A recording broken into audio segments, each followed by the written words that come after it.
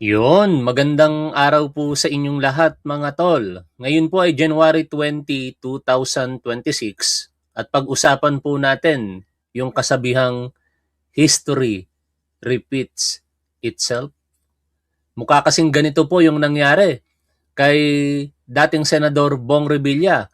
Kung matatandaan po ninyo, taong 2013 pumutok ang PDAP scam at isa po siya sa mga senador na naging akusado. After a year, sila po ay naaresto at nakulong kasama sina dating senador at namayapang Juan Ponce Enrile at saka si Senador Jinggoy Estrada.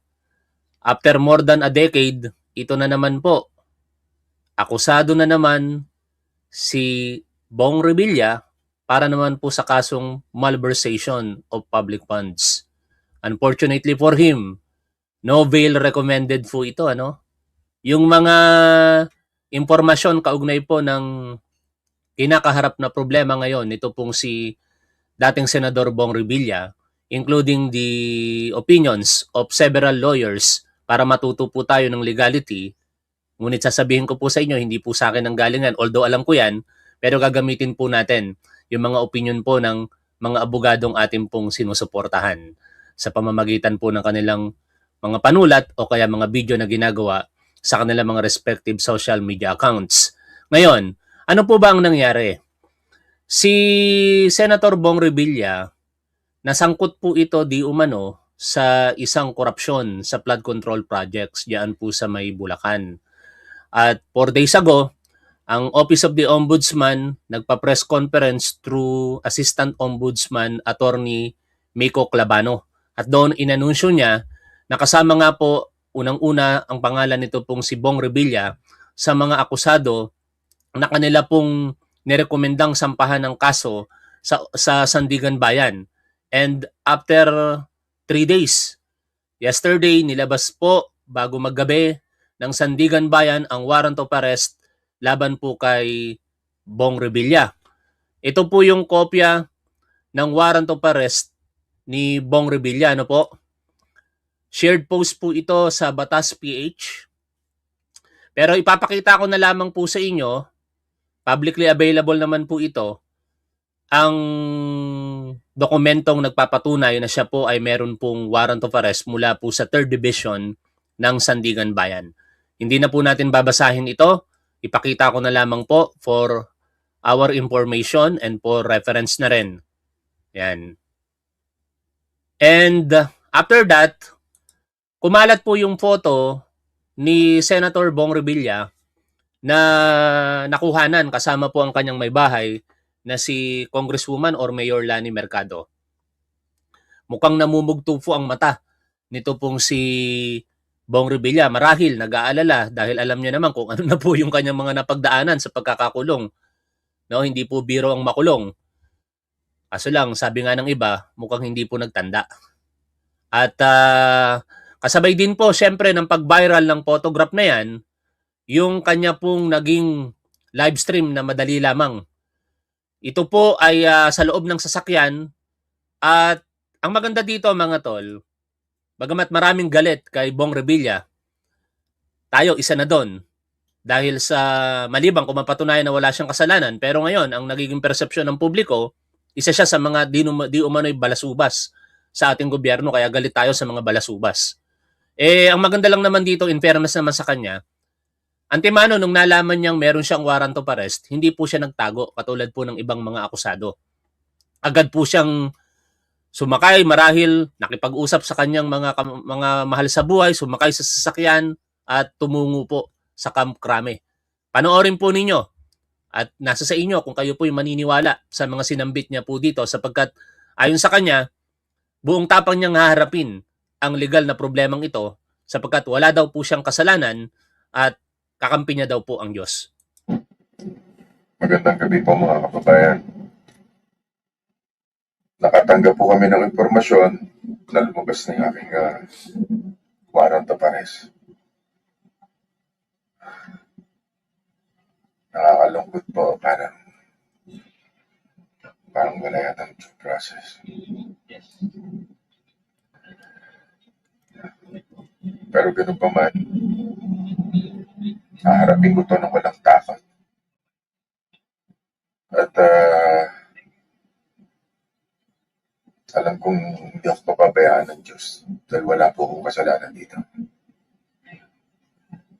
Hilingin ko lang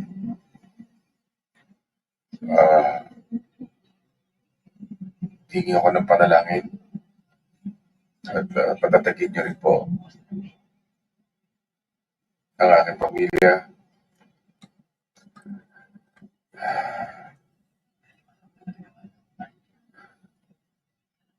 Hindi ko po may paliwanag kung ano nararamdaman ko sa totoo lang. Napakasakit po para sa akin. Napakasakit, Kuya Eddie. Pero hindi naman yun yung laman ng kanta. Tayo masaya sapagkat at least nakikita po natin ngayon na yung mga napagbibintangan ay haharap sa kanilang pananagutan. Ngayon, kung mapawalang sala si former Senator Bong Revilla, good for him kasi wala siyang kasalanan. Pero kung may kasalanan siya, dapat pagbayaran niya po yan. Ganun lang naman po kasimple. No? Lahat po ng mga ginagawa po natin, lalong-lalo na kung ito'y paglabag sa batas, dapat mapanagot po tayo. Kung tayo po'y may kasalanan talaga. At para sa aking pamilya.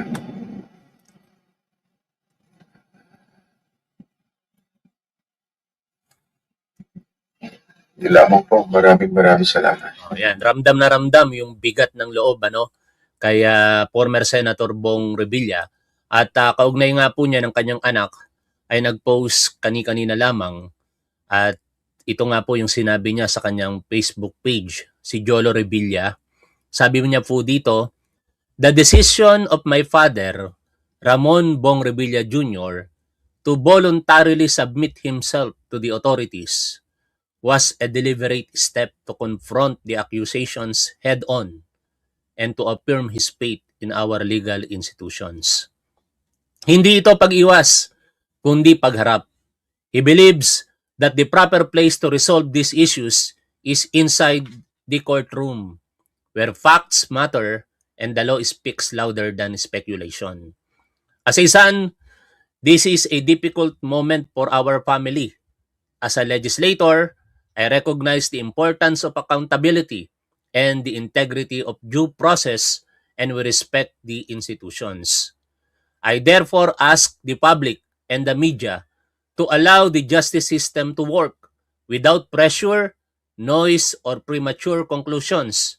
We call for fairness.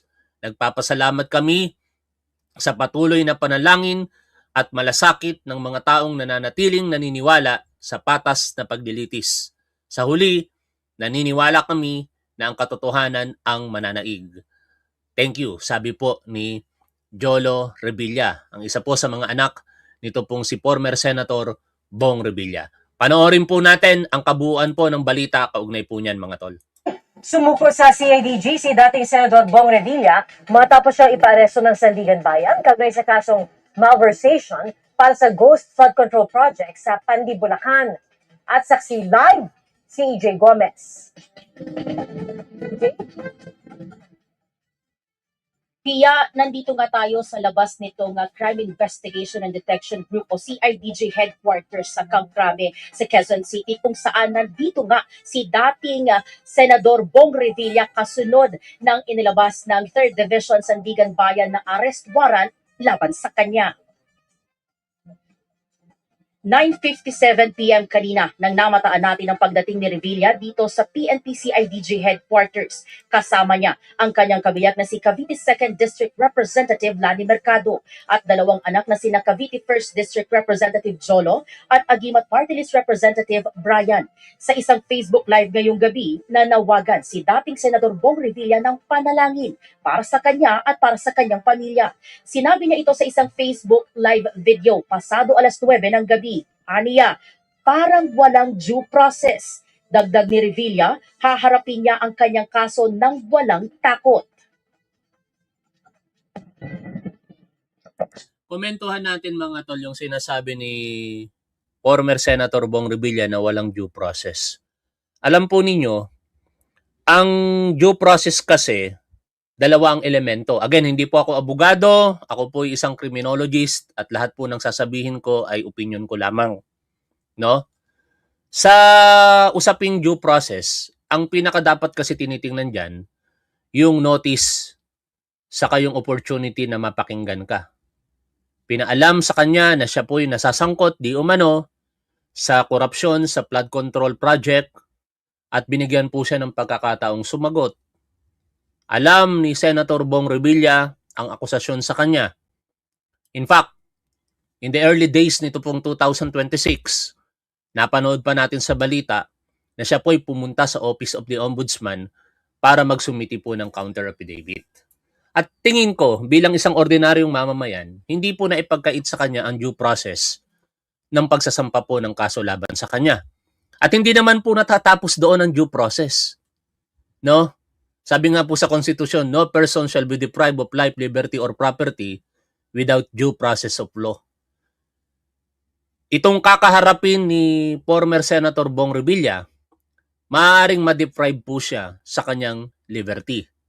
Dahil ngayon nga mismo nakakulong na siya, di ba? Kasi no bail recommended po ito, mga tol. Mamaya, papaliwanag natin sa tulong ng panulat ni Fiscal EJ saka yung situation ng kanyang voluntary surrender sa tulong naman ng panulat ni Abogada ng Bayan kung ano po yung mga dapat nating malaman doon. Balik tayo doon sa sinasabi po natin na siya po ay nakakulong ngayon at maaaring ma-deprive ang kanyang liberty. Yung due process magpapatuloy po yan sa korte na, sa Sandigan Bayan. Babasahan po siya ng sakdal sa pamamagitan ng arraignment at didinggin ang kanyang panig kung siya po ba'y aamin o hindi sa mga ibinibintang po sa kanya, which is alam na natin kung ano ang kanyang magiging tugon, not guilty, no? Magpipli ng not guilty itong si former Senator Bong Revilla. At gugulong ang kaso. Lahat ng mga karapatan niya igagalang, yung rights of the accused under the Constitution and the rules on criminal procedure, i-observe po yan ng korte. At higit sa lahat, kung ano man yung mga legal na remedyo na pwede niyang magamit, even yung pag-motion para ibasura yung warrant of arrest, ipagkakaloob po sa kanya yan. Hindi po yan ipagkakait. No, kaya ako yung naniniwala, personal opinion ko po ito, na hindi po nalabag ang karapatan to due process nito pong si former Senator Bong Revilla. Sabi mo para sa akin. At para sa akin, pamilya. Yun lamang po, maraming salamat. Sarap kong hindi ako papabayaan ng Diyos. Thank you po sa lahat. Please pray for me.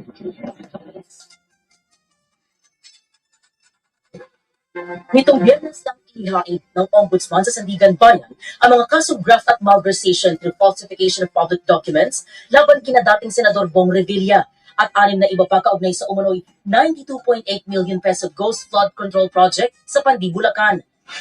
Kaninang umaga, iniraffle ang mga kaso sa korte. Fifth Division ang hahawak ng kasong graft sa pamumuno ni Justice Michael Frederick Musni ang malversation case na walang inirekomendang piyansa na iraffle sa 3rd Division kung saan chairman si Justice Carl Miranda. At bago mag-alas 6 ng gabi, nag-utos ng maglabas ng arrest warrant ang Sandigan Bayan 3rd Division. Natukoy na may probable cause para ipaaresto si dating Senador Revilla at mga dating opisyal at kawani ng DPWH Bulacan 1st District Engineering Office na sina Bryce Hernandez, GP Mendoza, RJ Dumasig, Emelita Huat, Juanito Mendoza at Christine Pineda. Naglabas na rin ng whole departure order laban sa Kaugnay po doon sa dalawang engineer na si Bryce Hernandez at JP Mendoza, naihain na din po yung warrant of arrest kagabi sa kanila ng National Bureau of Investigation matapos po yung Senate Blue Ribbon Committee hearing. Kaya so far, ang hindi na lamang naaaresto dito yung iba pang mga pangalan na binanggit, maliban na lamang kung mayroong mga bagong development sa balita na sila po ay sumuko o naaresto na. Tuloy po natin ang pakikinig po dito sa balita. Sa Quito. Sa kasong inihain ng Ombudsman, inakusahan sila ng pagsasabwatan para ilabas ang pondo para pampagawa ng flood control project sa Purok 5 Barangay Bunsuran sa Pandi. Pero nang inspeksyonin ng lugar, wala namang naitayong proyekto. Ayon sa Ombudsman, para mailabas ang kabuang project cost, nagpalsipika umano ng mga accomplishment report at nag-issue ng mga peking billing document. Sa mga testimonya ni dating DPWH USEC Roberto Bernardo, isa si Revilla sa mga idiniinga sa isyu ng kickback sa mga flood control project. 2024 nang magtagpo umano sila ni Revilla kung saan ibinigay umano ni Bernardo kay Revilla ang listahan ng mga proyekto mula kay dating DPWH Bulacan 1st District Engineer Henry Alcantara. 25% umano ang napag-usapang commitment para sa nooy senador. Noong Nobyembre, isinalaysay ni Bernardo sa Senado kung paano niya inihatid ang 125 million pesos sa bahay ni Revilla sa Cavite. After receipt of the 25% commitment, which were packed in 6 cardboard boxes, each containing at least 20 million, and 1 paper bag containing 5 million, I called up Senator Revilla to inform him the same is ready to be turned over to him. Sometime December 2024, probably the Monday after my receipt of the commitment, my driver and I went to the residence of Senator Revilla. I saw Senator Revilla at the terrace. I walked over to Senator Revilla for a casual talk. While the boxes were being unloaded, Senator Revilla and I talked for about 20 to 25 minutes. Mariing itinanggi ni Revilla ang mga akusasyon noon. Tinawag pa ito ng kanyang kampo na political persecution. Imbento raw ang mga aligasyon na intensyong sirain ang reputasyon ni Revilla at ilihis ang atensyon ng publiko sa totoong may sala. Sinisika pa naming makuha ang panid ng mga akusado kaugnay ng arrest warrant at HDO laban sa kanila.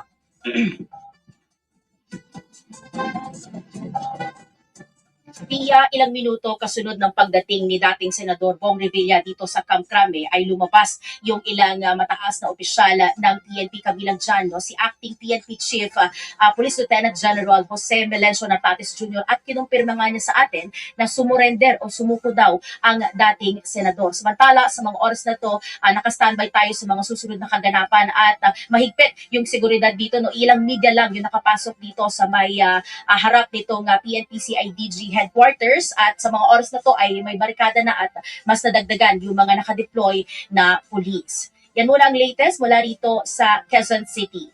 EJ Gomez, ang inyong saksi. EJ, meron ba tayong balita o impormasyon sa ngayon kung diyan nga ba magpapalipas ng gabi si Senador Bong Revilla sa kustodiya ng CIDG o ililipat ba siya sa ibang lugar? Wala pang nabanggit dyan si Acting PNP Chief kanina pero may binanggit siya na sa mga susunod na oras ay mangyayari yung mga typical na proseso dun sa mga naaaresto. So babasahan ng kanyang Miranda rights, karapatan at yung ilang pang steps. So posible na dito siya manatili pero yan pa yung ikukumpirma natin sa mga kausap. Part 2 ng booking procedure, ano? Kasi ganun naman po talaga yung mga naaaresto, daraan talaga sa standard na proseso, kukunan ng fingerprints, mugshot, personal circumstances. At ganun yung ginawa kay dating Senador Revilla kagabi. And doon po sa katanungan ni PR Arcangel kung saan mananatili, bagamat wala akong personal na kaalaman sa mga sumunod na pangyayari, pero sa standard procedure sa ating kapulisan, kapag ka ikaw ay naaresto, mananatili ka muna doon po sa detention facility ng arresting team. No, kung yan po ay sa CIDG, basically nasa CIDG premises po siya, detention facility. At until na siya po ay maibalik sa issuing court ng arrest warrant, ano?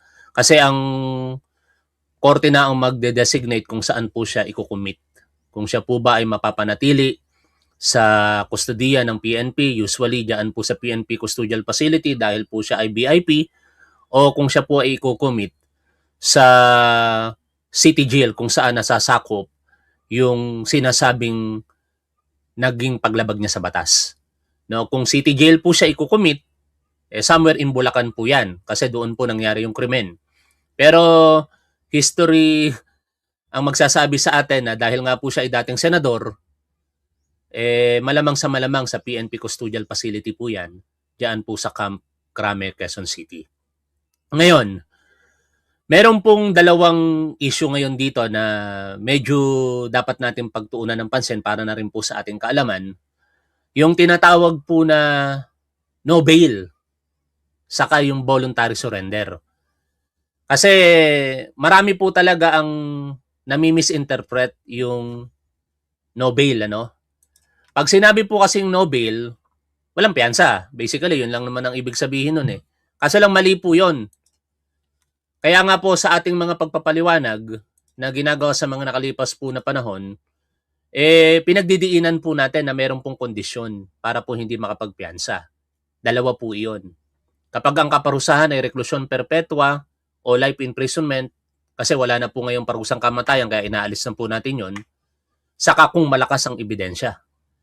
In short mga to, lahat ng kaso ng paglabag sa batas dito po sa Pilipinas pwedeng magpiyansa. No?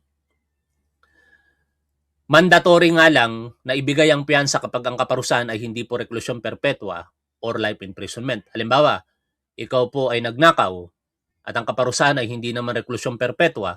Pag ikaw ay nag-apply ng piyansa, may piyansa ka talaga. Walang magagawa ang korte kung hindi aprobahan po iyan. Pero kapag ang kaparusahan ay reklusyon perpetua or life imprisonment, discretion po ngayon yan ng korte. Kasi patutunayan ng prosecution na malakas ang ebidensya laban sa iyo at titingnan naman ng korte kung ito po ba ay sapat para ikaw ay bigyan o i-deny ang piyansa. Meron pong panulat diyan si Fiscal EJ. At i-share ko lamang po yung kanyang sinabi dito. The misconception about what non-bailable means. Although sa ating programa, nakikita nyo sa thumbnail natin, ilagay ko no bail. Although alam ko naman na pwedeng mag-bail, file ng petition for bail itong si Senator Bong Revilla, subject to the discretion ng korte, biro ko nga, mas masarap kasi pakinggan ang no bail, lalong-lalo na kapag hindi katanggap-tanggap ang mga paglabag sa batas ng naaakusahan. Pero ito po ang katotohanan dyan, ano? Ayon po sa legal na paniniwala o opinion nito pong si Fiscal EJ. An offense punishable by death, reclusion perpetua, or life imprisonment is not automatically non-bailable before conviction. Ang pinakamagandang halimbawa po nito ay si Bong Navarro. Kung natatandaan po ninyo, nung siya po ay inakusahan ng kasong panggagahasa, nag-file po siya ng petition for bail at ito po ay grant ng korte. Ang kaparusahan ng panggagahasa ay reklusyon perpetua. Pero dahil nga po hindi napatunayan ng prosecution sa bail hearing na malakas talaga ang ebidensya nila laban kay Bong Navarro, kinatigan po ng korte si Bong Navarro para makapagpiyansa. At posibleng mangyari yon kay Senator Bong Revilla. No? Hindi pa natin tiyak yan mga tol. Kasi ang nakalagay naman talaga sa warrant of arrest, no bail recommended eh. Hindi naman no bail. Kung hindi no bail recommended.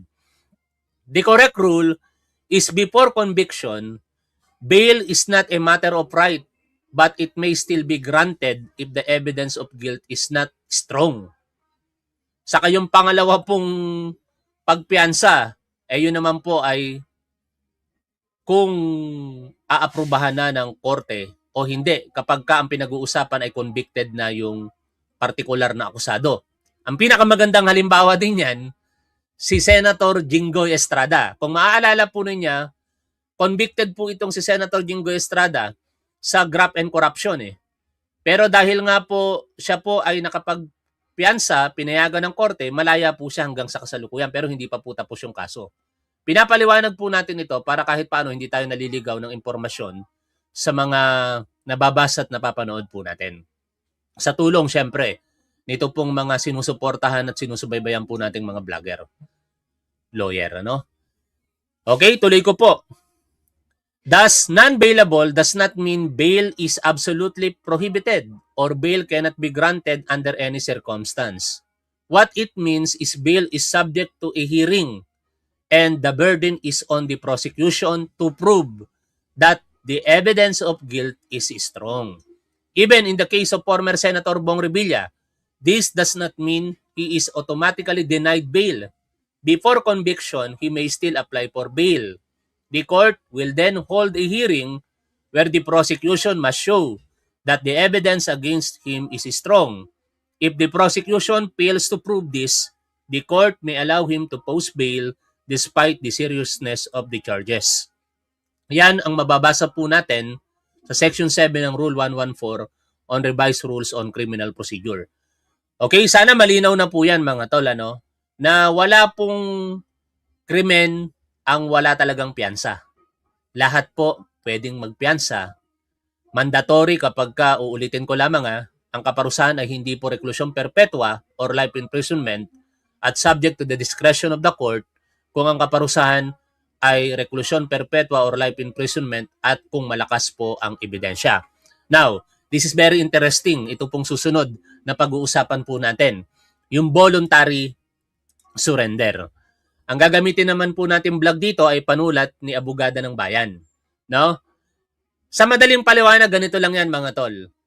Kapag ang isang akusado ay sumuko, ibig sabihin maaaring mapagaan ang kanyang kinakaharap na parusa.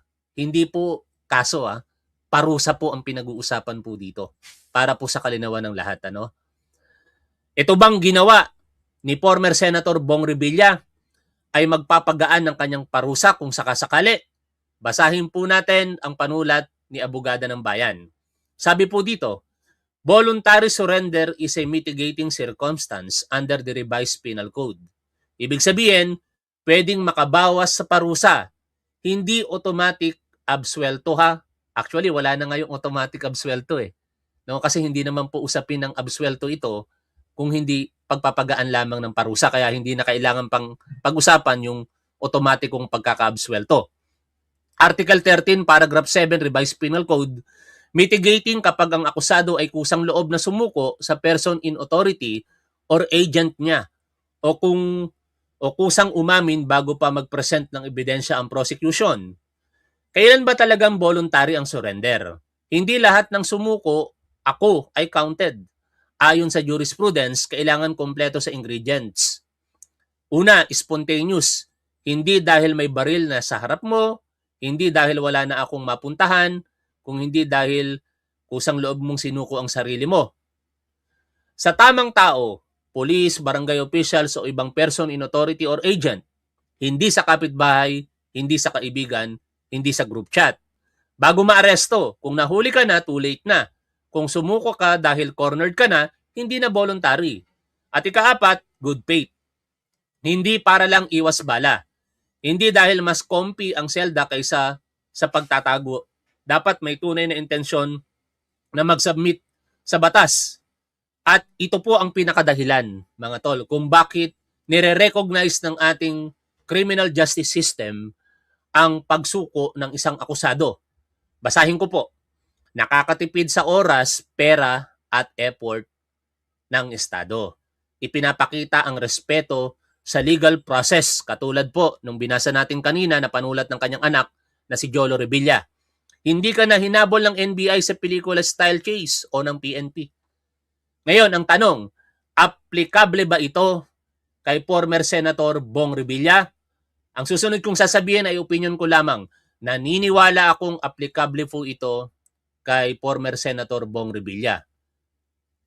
Ang kaparusahan na nag-aantay kay Bong Revilla ay reklusyon perpetua o pagkakakulong ng 20 years and 1 day to 40 years. Degree po ang tawag dyan. At sa parusa po na nakalagay sa Revised Penal Code, yung scale of penalties na tinatawag, ang bawat degree ay may katumbas po na bilang ng mga taon. Simulan natin sa arresto menor, arresto mayor, prison correctional, prison mayor, reklusyon temporal at saka reklusyon perpetua. Ibig sabihin, kung ang voluntary surrender ay papabor para po kay Senator Bong Revilla, ang kanyang kaparusahan supposedly ay reklusyon perpetua. By appreciating the mitigating circumstance of voluntary surrender, ang maaaring ipataw na kaparusahan, kung sakasakali opinion ko lamang ito mga tola, ay reklusyon temporal. Instead na makukulong si Senator Bong Revilla ng 20 years and 1 day to 40 years if found guilty beyond reasonable doubt, by appreciating the mitigating circumstance, maaari na lamang po siyang makulong ng prisyon o ng reklusyon temporal 12 years and 1 day to 20 years. Pero hindi pa rin po dyan natatapos yan, mga tol, kasi may mga minimum, medium, and maximum period. Hahatiin po sa tatlo yung period, yung degree. into 3 periods, minimum, medium, maximum. At depende pa rin po yan sa mga prevailing circumstances. Kasi may ino-offset eh. Kung may aggravating circumstance, di offset din yan yung mitigating circumstance. Kung dalawa ang aggravating circumstance, bali wala na itong mitigating circumstance na ito. Pero kung dalawa naman ang mitigating circumstance, pabor na pabor po iyon para po kay former Senator Bong Revilla. Kaya tingin ko mga tol, calculated move ito ni former Senator Bong Revilla. This action na kanyang ginawa kagabi na to voluntarily submit himself to authorities ay calculated move legally para kung sakasakali na talagang hindi niya na maiwasan, at least kahit paano yung kaparusahan na kanyang kakaharapin ay mas mababa kumpara doon po sa original na ipinapataw po ng ating batas. Ngayon, talon po tayo dito po sa kasunod na issue kaugnay ng topic na ito. Sabi po natin sa ating titulo, si Bong Revilla sumuko agad. Si Bato de la Rosa, chismis pa lang, nagtago na. Sabi nga nila, flight is an indication of guilt. Applicable ba yon para kay Senator Bato de la Rosa? Somehow, it's up to you kung ano po ang inyong magiging appreciation doon. Pero, dapat gayahin nito pong si Bato de la Rosa. Kung talagang wala kang kasalanan, katulad ng paniniwala ni Bong Revilla, harapin mo yung mga akusasyon sa'yo. Wala pa nga yung warrant of arrest. Tinataguan mo na eh. Kismis pa lang, nagtatago ka na. Kaya meron pong komento dyan, ang abogado dati, nito pong si Leila de Lima, na si Attorney Dino yata ang pangalan nito, no? Ay, by the way, nakalimutan kong i-share po sa inyo yung update po ng DOJ, kaugnay po ng mga yan. Yung pinag-usapan natin, bakit merong warrant of arrest kagad kay Bong Revilla, samantala kina Jinggoy Estrada at iba pa, wala pa. Pakinggan po natin. Ito pong naging interview sa spokesperson po ng Department of Justice. Warrant of arrest has been issued against former Senator Bong Revilla.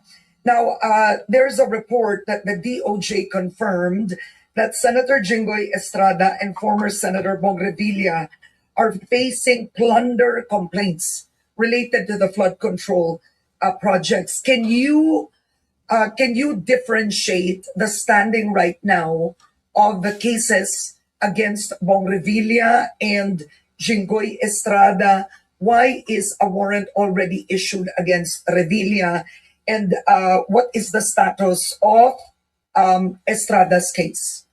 Thank you, Ms. Karen. So just to clarify, the warrant of arrest issued against Senator Bong Revilla yesterday was issued by Sandigan Bayan, prompted by the case filed by the Office of the Ombudsman with the same court. This is because only the Office of the Ombudsman has jurisdiction over the cases filed before the Sandigan Bayan. So this refers to officers above salary grade 27, salary grade 27 and above. The difference between the cases filed before the DOJ and that of the Ombudsman is that the specific cases with the DOJ were prompted by the task force initiated by the DOJ in cooperation, in collaboration with the NBI, or the National Bureau of Investigation. Mm-hmm. So this were, I guess, just to generally talk about it, it's because the investigation which prompted the filing by the Ombudsman is different from that of the investigation initiated and prompted by that of the DOJ. Sa madaling pangunawa mga tol, ang gustong sabihin sa atin ni Attorney Rafael Martinez, yung mga usapin kaugnay ng ginagawang investigasyon ng DOJ kung saan nasasangkot ito pong former Senator Bong Revilla at iba pa, at including Senators Joel Villanueva, Jinggoy Estrada, and Chis Escudero, ay nasa sasakop po ng kapangyarihan ng DOJ. At ito naman pong separate offense na naimbestigahan kung saan labasan ng warrant of arrest, ito pong si Bong Revilla ay nasa kapangyarihan naman po ng Ombudsman. Meaning, magkaibang investigasyon, magkaibang resulta. It happens lamang na mabilis naging aksyon ng ombudsman, nakakita kagad sila ng probable cause para po i-indict, sampahan ng kaso, ito pong si Bong Revilla as compared sa Department of Justice. Kaya ang nangyayari dito ngayong comparison, bakit mabagal ang DOJ samantala mabilis ang ombudsman? Tingnan natin kung ano po yung mga susunod na paliwanag po dyan ng Department of Justice. Sandali lang, nagalaw ko yung camera mga tol. Yan. Tuloy natin ang pakikinig po dito. But Attorney Martinez, regarding Revilla's case, is it referring to the same case or they are both completely different cases? With respect to the ombudsman case, I mean the Sandigan Bayan case, wherein the warrant was issued yesterday, that's a different case with that of the one pending before the DOJ. Magkaiba, no? Hindi na natin tapusin yung interview, pero ganun lang kasimple yan mga tol. Magkaiba ang kinakaharap na problema ni Revilla sa DOJ at saka sa Office of the Ombudsman. Kaya ito, hindi po dito natatapos ang problemang legal ni Bong Revilla. Kasi pag natapos na ang investigasyon o yung fact-finding na isinasagawa for probable cause ng Department of Justice, posibleng panibagong kaso ang kakaharapin na naman nitong si Bong Revilla. Maaaring sa Sandigan Bayan ulit o kaya sa Regional Trial Court. Depende po sa sirkumstansya ng mga kasong sila po ay pinagbibintangan. Balik na tayo dito po kay Senator Ronald De La Rosa na hindi pa nga po nilalabasan ng warrant of arrest officially, nagtatago na. Kaya ang tawag po sa kanya nito pong abogadong si Attorney Dino na duwag, no? Sabi po dito sa caption ng interview, napakalaking duwag umano ni Senator Ronald De La Rosa dahil sa hindi pagpasok sa Senado kahit hindi pa kumpirmado ang ICC arrest warrant. Pakinggan po natin ang interview na ito, mga tol. Tayo ay abang ng abang. Oo. Wala pa pong ni Anino, ni Senator Bato. So ano po ba ang dapat natin? Sabi ko nga kanina, bakit tayo, ordinaryong mga empleyado, no work, no pay. So ganyan na, ang tagal na po niyang hindi nagtatrabaho, nagtatago siya. Sabi mo nga, Steve, wala pa namang ICC arrest warrant. Anong klaseng sitwasyon po ang kine-create nitong pagtatago ni Senator Bato? Well, alam mo naman, di ba? Sabi naman ni Senator Bato nung isang Zoom meeting nila nung COVID, ang sarap ng buhay.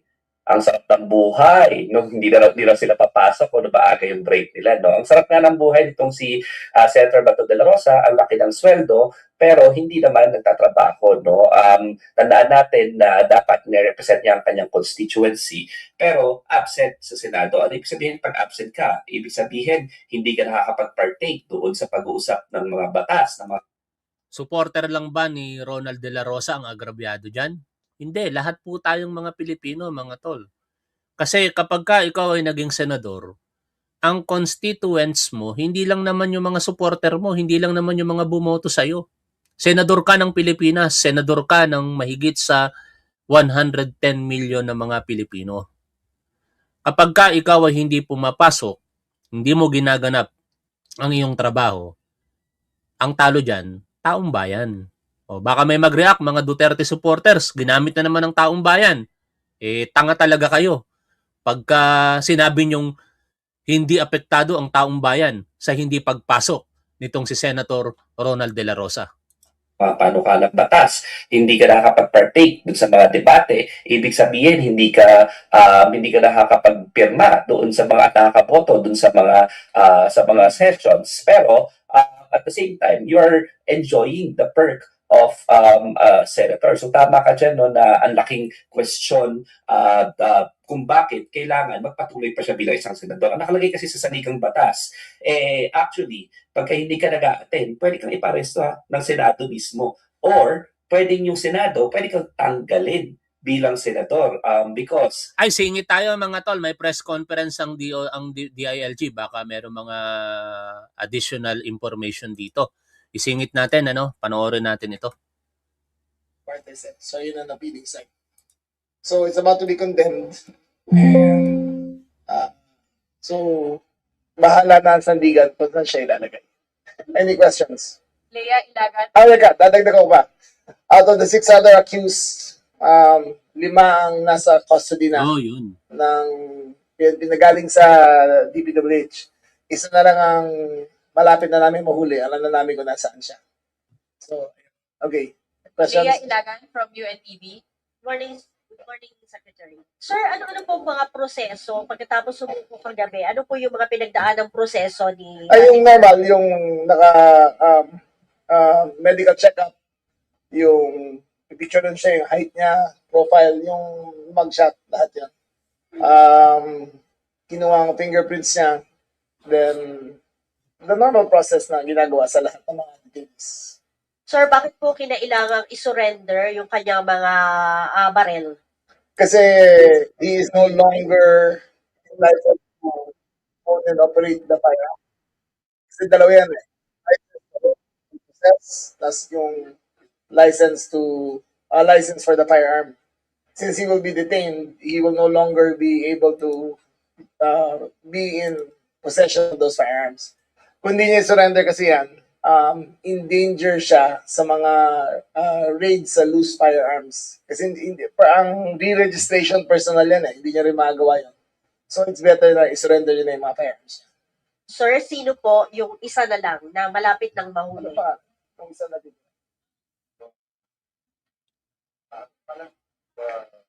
Hindi maganda yung audio. Dito nga, subukan nga natin dito. Ako naglagay ng bounty yon mula sa funds ng office ko. Ba't ko pa gagawa ng drama yan, di ba? Hindi man ako maarteng tao eh. Kukunin ko yan as soon as I can. Sir, ano na lang po yung masasabi nyo dun sa mga taong nagbabato ng mga issue na ganito regarding dun Well, sa... nakatatlong raid na kami in the last 2 days. 3 separate places na may informant nagsabi, all negative. So, we are actively pursuing him kung saan. Meron pang 4 other locations kaming minamatay in the next 2 days na pupuntahan rin namin. Thank you, sir.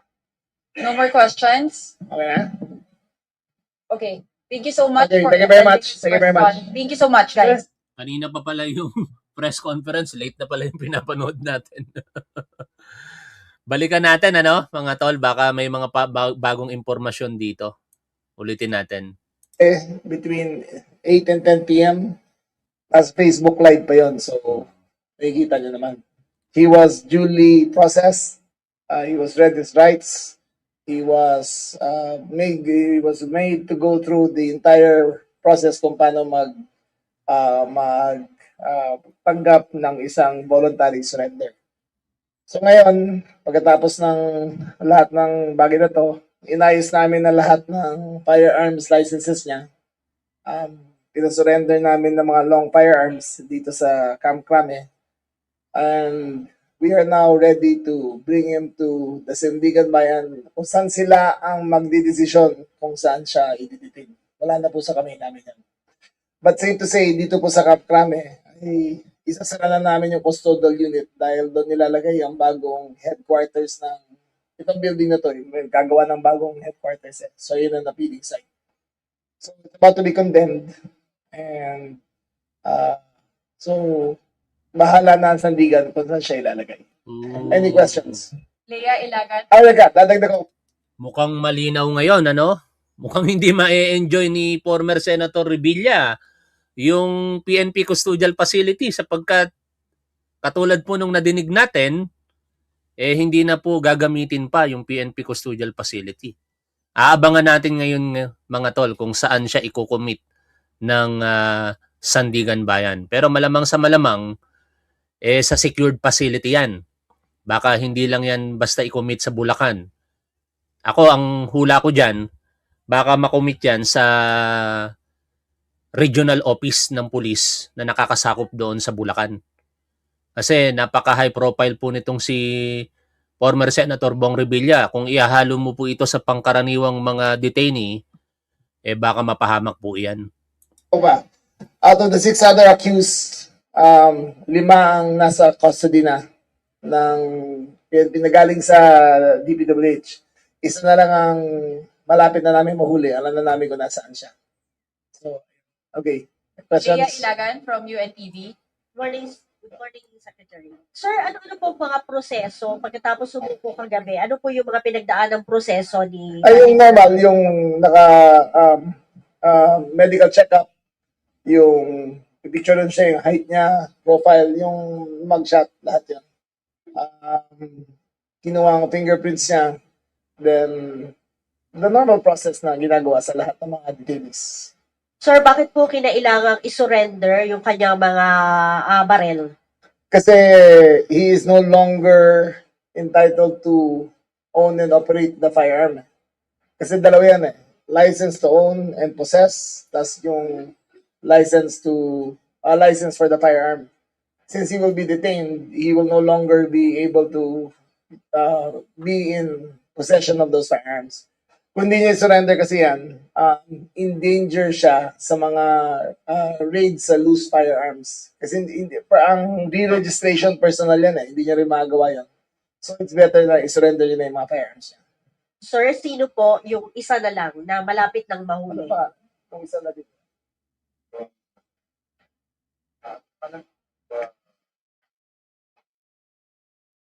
Kauna-unahang accomplishment ito, no?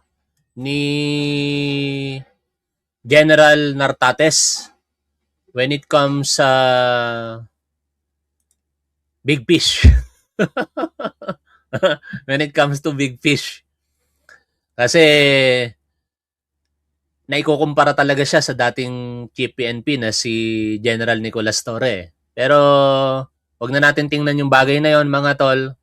Nagtatrabaho naman ng maayos si General Nartates, and I am hoping na sooner makuha niya na rin yung 4-star rank at total settled naman na rin ito pong si General Nicolas Torre being the General Manager of the Metropolitan Manila Development Authority. Ang panawagan lang natin kay General Nartates, sana sa lalong madaling panahon, mahuli na si Gerald Bantag. Mahuli pa ang iba pang mga akusado kaugnay po ng mga paglabag sa batas. Hindi lamang yung mga kilala natin, kung hindi lahat ng mga nagtatago sa batas. Kasi habang ang mga nagtatago sa batas ay patuloy na malaya, patuloy pong panganib yan sa ating publiko. Ang connected to the flood control scandal, ang nag-surrender ay si Ramon Bautista Bong Revilla Jr., voluntary surrender. Si Bryce Hernandez ay currently under the custody of the Senate. Si JP Mendoza, ganun din. Itong